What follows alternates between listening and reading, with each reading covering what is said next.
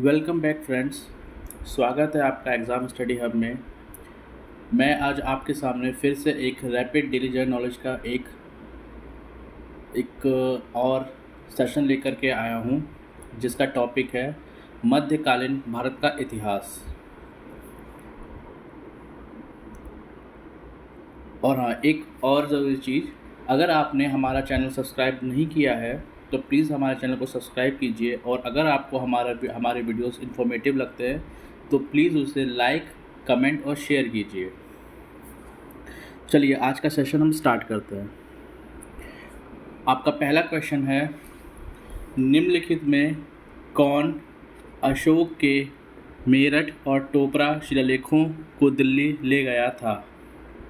आपके ऑप्शन है Firoz Shah Tughlaq, option B Mohammad Ghori, option C Ghiyasuddin Tughlaq, option D Jalaluddin Firoz. तो इसमें जो आपका ऑप्शन ए है फिरोज शाह तुगलक, वो आपका करेक्ट ऑप्शन है। फिरोज शाह तुगलक दिल्ली सल्तनत के तुगलक वंश का राजा था, जिसने 1351 से 1388 तक राज किया। वह अशोक के मेरठ और टोपरा शिलालेखों को दिल्ली ले गया था। ठीक है, चलिए क्वेश्चन नंबर 2। फिरोज शाह तुगलक के समय कौन सा कर युद्ध में लूट के माल पर लगता था? आपके ऑप्शन है ऑप्शन ए खम्स, ऑप्शन बी खराज, ऑप्शन सी जजिया, ऑप्शन डी जकात। आपका जो ऑप्शन ए है आपका करेक्ट ऑप्शन है खम्स। फिरोज शाह तुगलक के समय खम्स नामक कर युद्ध में लूट के माल पर लगता था, या 1/6 होता था। क्वेश्चन नंबर 3, गुलाम वंश का अंतिम राजा कौन था? आपके ऑप्शन हैं option A Aram Shah, option B Kaiqubad, option C Khusro, option D इनमें से कोई नहीं। तो इसमें आपका जो ऑप्शन बी है कैकुबाद, वो आपका करेक्ट ऑप्शन है। गुलाम वंश का अंतिम राजा कैकुबाद था। गुलाम वंश की स्थापना कुतुबुद्दीन ऐबक ने की। कैकुबाद की हत्या जलालुद्दीन फ़िरोज़ ने कर दी थी। ठीक है, क्वेश्चन नंबर 4, अकबर के किस दरबारी विद्वान ने अथर्व का पारसी अनुवाद किया? आपके ऑप्शंस हैं हाजी इब्राहिम सरहिंदी, ऑप्शन बी अबुल फजल, ऑप्शन सी राजा मानसिंह, ऑप्शन डी इनमें से कोई नहीं। तो इसमें से आपका जो ऑप्शन ए है हाजी इब्राहिम सरहिंदी, वो आपका करेक्ट ऑप्शन है। हाजी इब्राहिम सरहिंदी एक प्रसिद्ध विद्वान थे, जिन्होंने अथर्ववेद का संस्कृत में पारसी में अनुवाद किया था।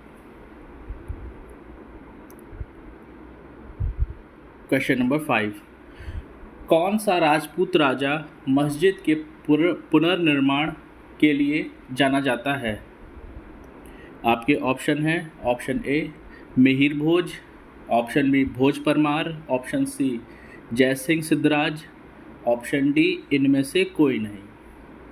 तो इसमें जो आपका ऑप्शन सी है जयसिंह सिद्धराज, वो आपका करेक्ट ऑप्शन है। जयसिंह सिद्धराज एक धर्मनिरपेक्ष राजपूत राजा था। वह गुजरात के चालुक्य वंश का राजा था। उसने मस्जिद के निर्माण के लिए 1 लाख मुद्राएं दी थी। क्वेश्चन नंबर 6, दिलवाड़ा जैन मंदिर किस धर्म से संबंधित है? आपके ऑप्शन हैं ऑप्शन ए वैष्णव संप्रदाय, ऑप्शन बी शैव संप्रदाय, ऑप्शन सी जैन धर्म, ऑप्शन डी बौद्ध धर्म। तो इसमें आपका जो ऑप्शन सी है जैन धर्म, वो आपका करेक्ट ऑप्शन है। दिलवाड़ा जैन धर्म राजस्थान के सिरोही जिले में है। इसे 1231 में वास्तुपाल और तेजपाल नामक 2 भाइयों ने बनवाया था। क्वेश्चन नंबर 7, अंग्रेजों के समय प्रयोग की जाने वाली रैयतवाड़ी व्यवस्था किसके द्वारा शुरू की गई? आपके ऑप्शंस हैं option A Shershah Suri, option B Akbar, option C Aurangzeb, option D Jahangir. तो इसमें जो आपका ऑप्शन ए है शेरशाह सूरी, वो आपका करेक्ट ऑप्शन है। रैयतवाड़ी व्यवस्था वास्तव में शेरशाह सूरी ने शुरू की थी। शेरशाह सूरी 1540 से 1545 तक सूरी वंश का राजा था। ठीक है। क्वेश्चन नंबर 8, कुछ दिनों पर पशु हत्या के लिए किसने बैन लगाया था? आपके ऑप्शन है option A Akbar, option B Jahangir, option C Shahjahan, option D Aurangzeb. तो इसमें जो आपका ऑप्शन ए है अकबर, वो आपका करेक्ट ऑप्शन है। 1583 में अकबर ने पशु हत्या पर रोक लगा दी थी, हालांकि यह रोक अल्पकालिक रही थी।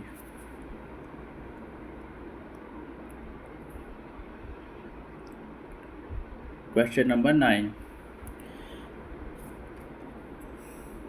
तारीख़े फिरोज शाही की रचना किसने की? आपके ऑप्शंस हैं option A Ziauddin Barani, option B Firoz Shah Tughlaq, option C Muhammad bin Tughlaq, option D इनमें से कोई नहीं। तो इसमें जो आपका ऑप्शन ए है जियानुद्दीन बरनी, वो आपका करेक्ट ऑप्शन है। तो तारीख़े फिरोज शाही की रचना जियानुद्दीन बरनी ने की। इसमें मोहम्मद बिन तुगलक और फिरोज शाह तुगलक के जीवन के बारे में जानकारी मिलती है। ठीक है। क्वेश्चन नंबर 10, राजशेखर किस गुर्जर प्रतिहार वंशी राजा के दरबारी कवि थे? आपके ऑप्शन हैं महेंद्रपाल प्रथम, ऑप्शन बी महीर भोज, ऑप्शन सी भागभट्ट, ऑप्शन डी इनमें से कोई नहीं। तो आपका जो करेक्ट ऑप्शन है वो है महेंद्रपाल प्रथम। राजशेखर गुर्जर प्रतिहार वंशी राजपूत राजा महेंद्रपाल प्रथम के दरबारी कवि थे। उनकी रचना काव्य मीमांसा विश्व प्रसिद्ध है।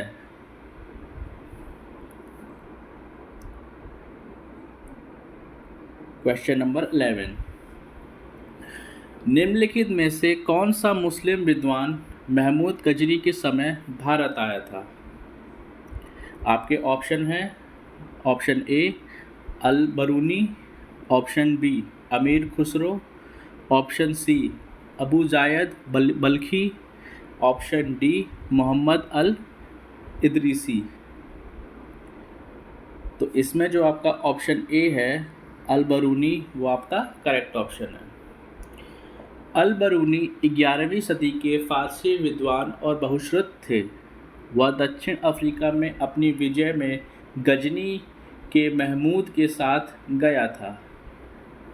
अल बरूनी भारत और इसकी प्राचीन परंपराओं का अध्ययन करने वाले पहले मुस्लिम विद्वान थे। इन्होंने डलहौजी का पिता और पहला मान विज्ञानी कहा जाता है। इन्हें इस्लामी दुनिया के सबसे शुरुआत और महानतम पॉलीमैथ में से एक कहा जाता है।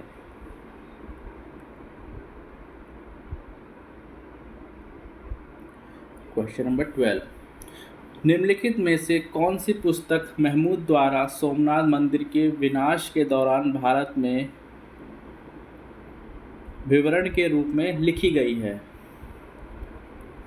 आपके ऑप्शंस है option A Rajatarangini, option B Fatawa Jahandari, option C Tahqiq e Nasiri, option D तहकीक ए हिंद। तो इसमें जो आपका ऑप्शन डी है तहकीक ए हिंद, वो आपका करेक्ट ऑप्शन है। मोहम्मद इब्न अहमद अल बरूनी की पुस्तक तहकीक ए हिंद भारत का एक ग्राफिक विवरण देती है जैसा उसने देखा था। इस कृति में उन्हें भारत की धार्मिक, साहित्यिक और वैज्ञानिक परंपराओं का वर्णन किया है। अल बरूनी मध्यकाल में महान मुस्लिम विद्वानों और विशेषज्ञों में से एक थे। वह 1017 में मोहम्मद गजनी के साथ भारत आए और तहकीक-ए-हिंद नामक अपने खाते में भारत की परिस्थितियों और समाज के बारे में लिखा। ठीक है। क्वेश्चन नंबर 13, निम्न में से किस लेखक ने कामिलुत तवारीख की रचना की? आपके ऑप्शंस है, option A Ibn ul Asir, option B Ata Malik Juvaini, option C Hamdullah Mustaufi Qazvini, option D Ziauddin Barani. तो इसमें जो आपका करेक्ट ऑप्शन है वो है इब्न उल असीर। तो इब्न उल असीर का कामिलुत तवारीख मध्य एशिया के इतिहास और 12वीं और 13वीं शताब्दी के घुर के शासनाबानी वंश के उदय के बारे में बहुत सारी तथ्यात्मक जानकारी प्रदान करता है। ठीक है। क्वेश्चन नंबर 14, प्रारंभिक मध्ययुगीन काल में के दौरान भारत फ्रांस की खाड़ी और किस क्षेत्र के बीच व्यापार का केंद्र बन गया? आपके ऑप्शन हैं, ऑप्शन ए दक्षिण चीन, option B Japan, option C Singapore, option D Burma. तो आपका जो ऑप्शन ए है दक्षिणी चीन वो आपका करेक्ट ऑप्शन है। प्रारंभिक मध्ययुगीन काल के दौरान भारत फारस की खाड़ी और दक्षिणी चीन के बीच व्यापार का केंद्र बन गया। मलाया और सुमात्रा में पाए गए तमिल में शिलालेख इन क्षेत्रों में भारतीय व्यापारियों की व्यावसायिक गतिविधियों का संकेत देते हैं। ठीक है। क्वेश्चन नंबर 15, अरबों का भारतीय क्षेत्र में प्रवेश करने का पहला संगठित प्रयास निम्नलिखित में से किस वर्ष में किया गया था? आपके ऑप्शन हैं, ऑप्शन ए 700 ईस्वी, ऑप्शन बी 711 ईस्वी, ऑप्शन सी 750 ईस्वी, ऑप्शन डी 800 ईस्वी।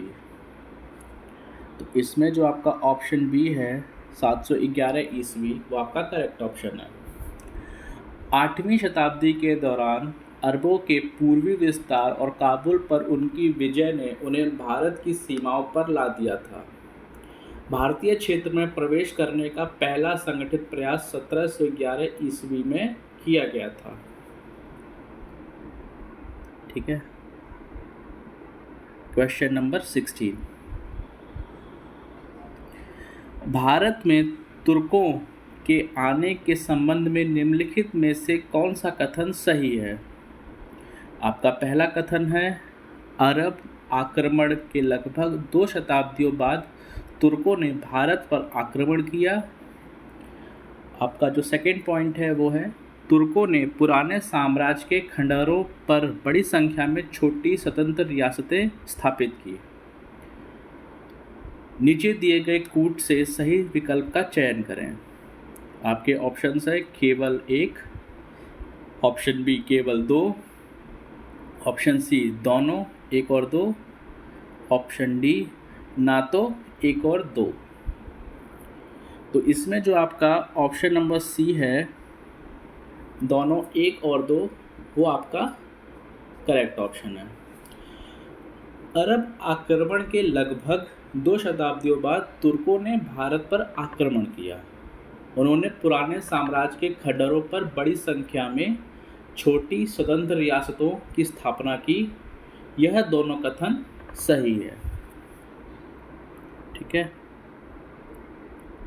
क्वेश्चन नंबर 17, निम्नलिखित में से किसने दिल्ली में कुतुब मीनार का निर्माण पूरा किया? आपके ऑप्शन हैं Qutubuddin Aibak, option B Iltutmish, option C Firoz Shah, option D Bahram Shah. आपका जो ऑप्शन बी है इल्तुतमिश वो आपका करेक्ट ऑप्शन है। इल्तुतमिश को मकबरे के निर्माण का जनक माना जाता है। उन्होंने दिल्ली में कुतुब मीनार का निर्माण पूरा किया। कुतुब मीनार भारत की सबसे ऊंची पत्थर की मीनार 238 फीट है। ठीक है। क्वेश्चन नंबर 18, निम्नलिखित में से कौन रजिया सुल्तान का उत्तराधिकारी था?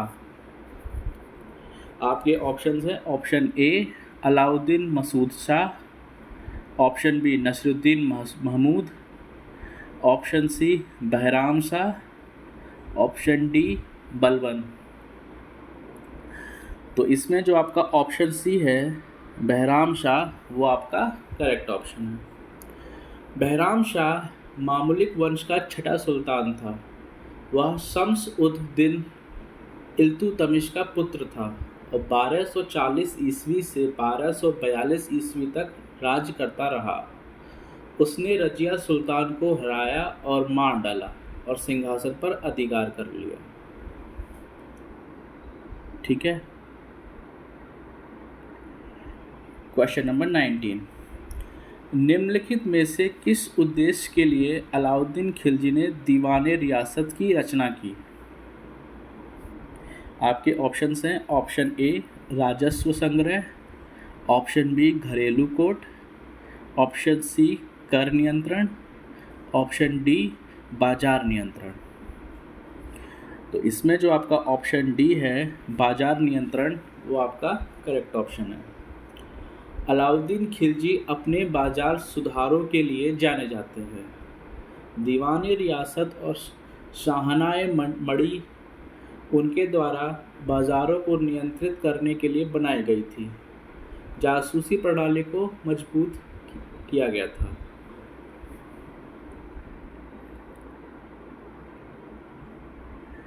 क्वेश्चन नंबर 20, सल्तनत काल के दौरान हुंडी शब्द निम्नलिखित में से किससे संबंधित है? आपके ऑप्शन हैं, ऑप्शन ए कागज के पैसे, ऑप्शन बी विनिमय बिल, ऑप्शन सी वस्तु विनिमय, ऑप्शन डी इनमें से कोई भी नहीं। तो इसमें जो आपका ऑप्शन बी है विनिमय बिल, वो आपका करेक्ट ऑप्शन है। सल्तनत काल के दौरान कागज उत्पादन में वृद्धि हुई, जिसने सरकारी कार्यालयों में रिकॉर्ड रखने में वृद्धि की और विनिमय के बिलों के व्यापक उपयोग को हुंडी कहा जाता था। ठीक है। तो आज का आपका सेशन यहीं पर समाप्त होता है।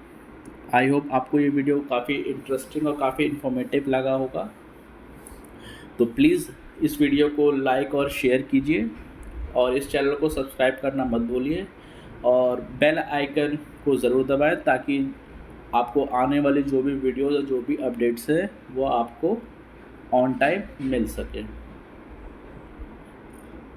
Thank you.